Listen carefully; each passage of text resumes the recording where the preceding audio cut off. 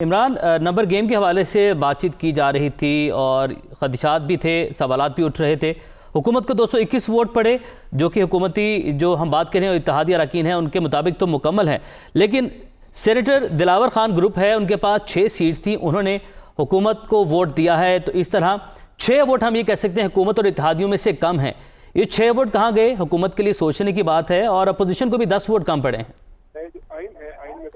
जी बिल्कुल, अपोजिशन के कुछ लोग तो जो हैं वो नहीं आए, जिनमें नवीद कमर थे, कुछ और उनके 1-2 सेनेटर्स थे, और उसके साथ साथ जो उनके एमएनएस थे। नवीद कमर बीमार हैं, उसके अलावा कुछ जो थे वो नहीं आए। उस बुनियाद पे जो है वो अपोजिशन की तादाद जो है वो कम थी। जो सेनेटर दिलावर ग्रुप है उन्होंने इस तरमीम के जो है वो हक में हाथ डाला, वोट डाला है, और उस हवाले से जो है जो 2021 जो तरमीमी बिल था जो कि बैरून मुल्क पाकिस्तानियों को वोट देने के हवाले से उनको राइट दिया जा रहा है, उसके ऊपर जो है वो हुकूमत की जो है वो 221 वोट पड़े हैं, जबकि अपोजिशन को 201 वोट पड़े हैं।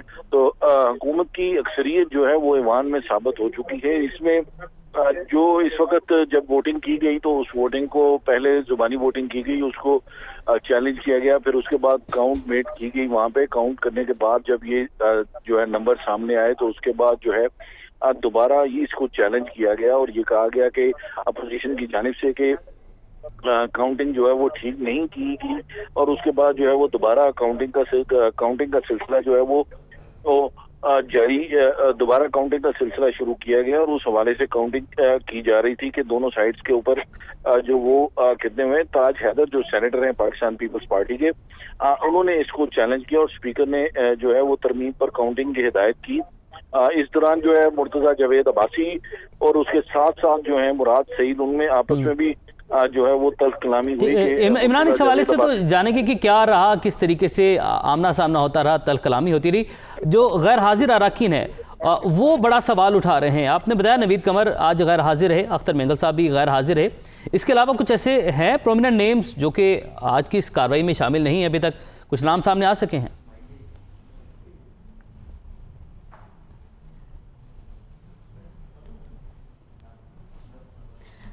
इसी पर बात कर लेते हैं। तजिया कर हबीब अकरम साहब ने हमें जान कर लिया है। हबीब अकरम साहब, बहुत अहम आज का इजलास, मुश्तरका इजलास बुलाया गया था, जिसका मकसद था ईवीएम पर कोई राय शुमारी हो पाती, ईवीएम का बिल मंजूर किया जाता, लेकिन जैसे ही हमने देखा कि कार्रवाई शुरू हुई उस एक तरमीम को मुअख्खर कर दिया गया। तो आप किस तरह से देख रहे हैं? क्या ये समझा जाए कि अभी भी अपोजिशन तो इस पर तहफ़्फ़ुज़ात का इजहार कर रही थी, इत्तेहादी भी नहीं माने इस मामले पर? देखिए, जहाँ तक अपोजिशन के तहफ़्फ़ुज़ात का आप जिक्र कर रही हैं तो उसके तो तहफ़्फ़ुज़ात बड़े वाज़ेह हैं। न सिर्फ इस तरमीम के हवाले से, बल्कि बिलावल भुट्टो ने तो बड़ी वाज़ेह तौर पे ये तकरीर भी की और उन्होंने कहा कि वो नहीं समझते कि इस तरीके से कि किसी इलेक्ट्रॉनिक जरिए से दुनिया के दूसरे मुल्कों में बैठा हुआ कोई पाकिस्तानी वोट डाले। और उन्होंने इसकी मिसाल दी कि ये नहीं हो सकता कि वोट तो कैलिफोर्निया में पड़े और मेंबर जो है वो मुल्तान में मुंतखब हो या कराची में मुंतखब हो, क्योंकि मेंबर जो है जो मुल्तान और कराची के हैं और जो दूसरे शहरों के हैं वो अपने मसाइल को बेहतर समझते हैं। ये कैसे हो सकता है कि किसी की हार और जीत का फैसला अगर वो क्लोज मार्जिन पे आ जाए तो कैलिफोर्निया के वोटों से या सऊदी अरब के वोटों से या किसी और मुल्क में पड़ने वाले वोटों की बुनियाद पर किया जा सके।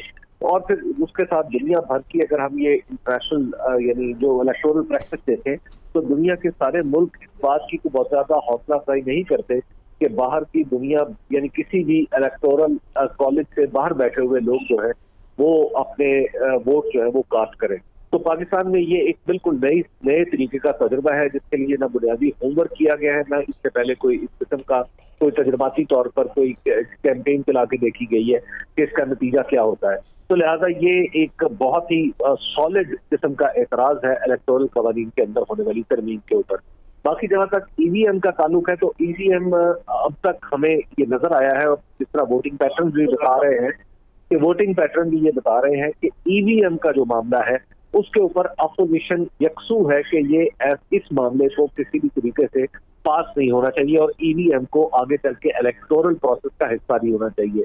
खुद बिलावल भुट्टो जरदारी ने तो ये वाज़ेह लफ्जों में कहा कि अगर आज आप ये कानून पास भी कर लेंगे तो हम इसको नहीं मानेंगे, हम आइंदा इलेक्शन को नहीं मानेंगे जो इसके तहत होगा। तो लिहाजा ये जो भी कानून है दरअसल पास हो गया है, तो लिहाजा कानून की हम किताबों में इलेक्शन लिखा को नहीं जाएगा। मानेंगे, ये कहा जा रहा है। मोहम्मद इमरान भी हमारे साथ मौजूद है। मोहम्मद इमरान, कहिएगा अब तक हमारे आम नाजरीन को बताएगा कि पार्लियामेंट में अब तक कितनी तहरीकें मंजूर हो चुकी हैं और कितनी तहरीकें हैं जो मुस्तरद की गई?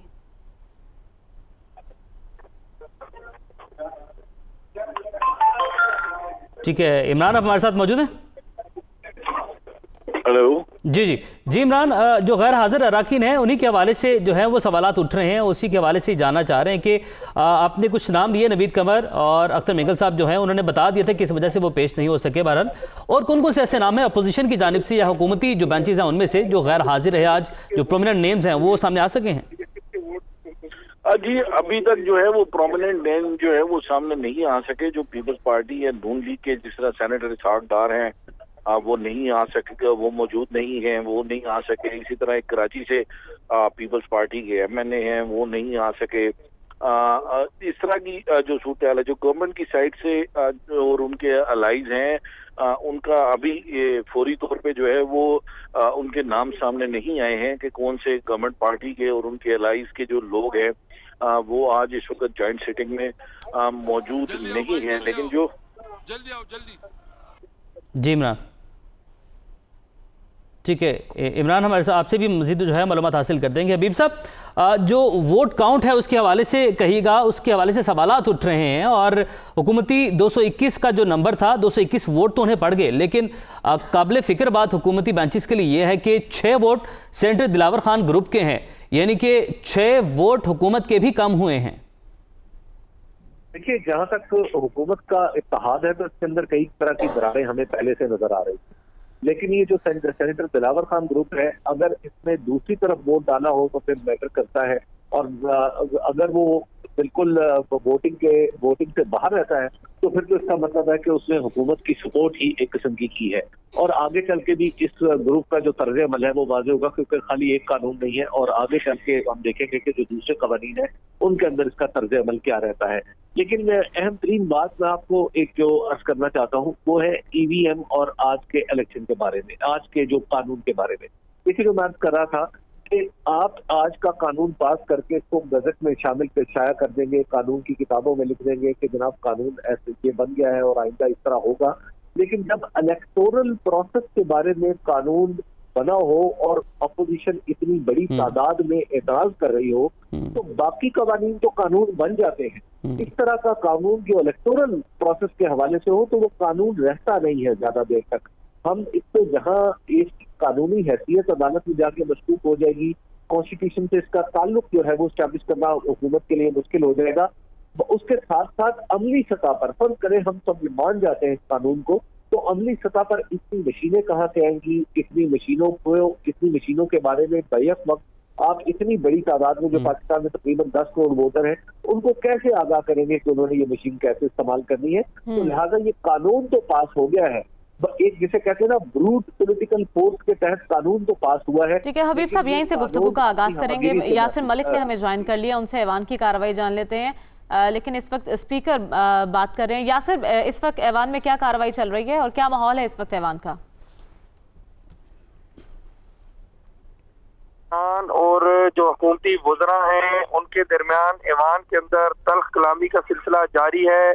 मुर्तज़ा जवेद अब्बासी हमें दिखाई दे रहे हैं इस वक्त, मुराद सईद दूसरी जानिब से, Fawad Chaudhry, Shibli Faraz, senator Faisal Javed, deputy speaker Qasim Khan Suri, तमाम लोग जो हैं वो इस वक्त अपोजिशन की बातों का जवाब भी अंदर दे रहे हैं। लेकिन स्पीकर की जानिब से ये हुक्म दिया जा रहा है कि जो गिनती का अमल है उसको मुकम्मल करें, उसको जल्दी जल्दी कंप्लीट करें ताकि जो ईमान की कार्रवाई है उसको मजीद आगे चलाया जा सके। डॉक्टर आमिर लियाकत जो है वो इस वक्त मुर्तज़ा जवेद अब्बासी के साथ उलझते हुए दिखाई दे रहे हैं और उनसे बात कर रहे हैं कि जो गिनती का अमल रुका हुआ है बीच में उसको दोबारा से शुरू किया जा सके। लेकिन अपोजिशन की जानिब से एहतजाज किया जा रहा है, कलभूषण का जो यार है गद्दार है, गद्दार है, ऐसे नारे जो है वो ईवान के अंदर जो है वो लगाए जा रहे हैं। इस वक्त सार्जेंट आर्म जो है उनको स्पीकर की जानिब से ये कहा गया है कि हुकूमती बेंचेस और अपोजिशन के बेंचेस के दरमियान बड़ी तादाद में वो मौजूद हैं और किसी किस्म का कोई तसादुम ना हो दोनों ऑपोजिशन और हुकूमती बेंचेस के दरमियान उनको रोकने की कोशिश की जा रही है, जबकि डॉक्टर आमिर लियाकत जो है उनको हुकूमती वज़रा इस वक्त पीछे धकेल रहे हैं, उनको पीछे हटाने की कोशिश की जा रही है। अगर बात की जाए इस वक्त ऑपोजिशन के बेंचेस की, तो ऑपोजिशन के बेंचेस की जानिब से भी शदीद जो नारेबाजी है उसका गिनती के अमल में रुकावट किस चीज़ की है यासिर? अपोजिशन रुकावट बन रही गिनती के अमल में, दोबारा गिनती जिसका उन्होंने खुद मुतालबा किया है? देखिए, अपोजिशन की जानिब से गिनती का मुतालबा किया गया है, लेकिन चूंकि स्पीकर डाइस के सामने इस वक्त एहतजाज जारी है अपोजिशन की जानिब से, तो तमाम लोग वहां पर मौजूद हैं और इसी दौरान जो है हुकूमती बेंचेस के ऊपर भी लोग मौजूद नहीं है, वो भी खड़े होकर अपोजिशन के नारों के जवाब जो है वो देते हुए दिखाई दे रहे हैं। तो इस वक्त जो स्पीकर हैं वो ये बात बार बार दोहरा रहे हैं कि फौरी तौर पर काउंटिंग जो है उसको मुकम्मल किया जाए, लेकिन काउंटिंग करने वाले लोगों को गिनती उसी वक्त मुकम्मल कर सकेंगे जब तमाम लोग अपनी नशिस्तों पर मौजूद होंगे बैठ। एहतजाज यासिर किस बात पर कर रहे हैं? अगर गिनती की इजाजत दे दी गई है दोबारा, तो अब एहतजाज किस नुक्ते पर है? देखिए, गिनती जो करवाई गई है, ऑपोजिशन का ये कहना है कि वो गलत करवाई गई है, दोबारा करवाई जाए, लेकिन स्पीकर ने उसका हुक्म दे दिया है। लेकिन उसके बावजूद जो ऑपोजिशन है वो इस वक्त नारेबाजी कर रही है। ठीक है यासिर, हमारे साथ ही रहिएगा, देखते हैं अपने नाज़रीन को भी दिखाते हैं कि किस तरीके से